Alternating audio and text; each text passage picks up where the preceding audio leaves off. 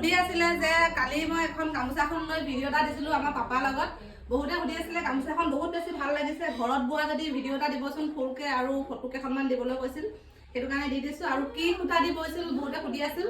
এতিয়া মইতো পোৱা নাছিলোঁ বাৰু, মই যিহেতু যোৰহাটত থাকোঁ, মায়ে ডিব্ৰুগড়ত গৈছিল, সেইটো কাৰণে মই ঘৰলৈ আহিলে লওঁ, ভাল লাগে। কিন্তু এতিয়া মাহে ক'ব দেই কি কি সূতা দিছিলে। তোমাক কি কি দিছিলে গামোচাখনত? দিগত কি দিছিলে? পকোৱা সূতা,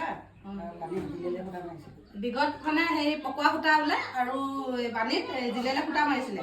এই হেৰি চাগে গল্ডেন কালাৰ থাকে ন, মানে মুগা ৰঙৰ যোনটো জিলেলে সূতা সেইটো মাৰিছিলে। আৰু দিগত হেৰি পকোৱা সূতা আছিলে, যিটো আমি নৰ্মেলি গামোচাত দিওঁ, সেইটো আছিলে। সেইটো কাৰণে বহুতে চাগে বেলেগ মুগাৰ বুলি ভাবিছিলে, মুগাৰ নহয় আচলতে জিলেলে সূতা মাৰিছে তাত। এয়া দেখাই দিছোঁ। আৰু কেইবাখনো গামোচা আছিল বাৰু, যিহেতু আমাৰ গোটেই বাই ভনীবোৰক নোৱায়েকক আৰু নাতিক দিয়া হৈ গ'ল, সেইটো কাৰণে ঘৰত বৰ্তমান এই ভাইটি এইখিনি যোৱা বছৰে হয়, এতিয়া লগাই থৈছে। লগাই থোৱাৰ কাৰণে মানে আমাৰ মানুহ যিহেতু ঢুকাই আছে, সেইটো কাৰণে বোৱা নাই, কাইলৈৰ পৰা তাত খুলিব। এতিয়া বহুতে সুধি আছিল কাৰণে দেখাই দিলোঁ, কিন্তু এতিয়া দুখন দেখাইছোঁ কাৰণে বেয়া নাপাব, কাৰণ এইখন পাপা আৰু ভাইটি হয়, বাকী চবকে দিয়া হৈ গ'ল।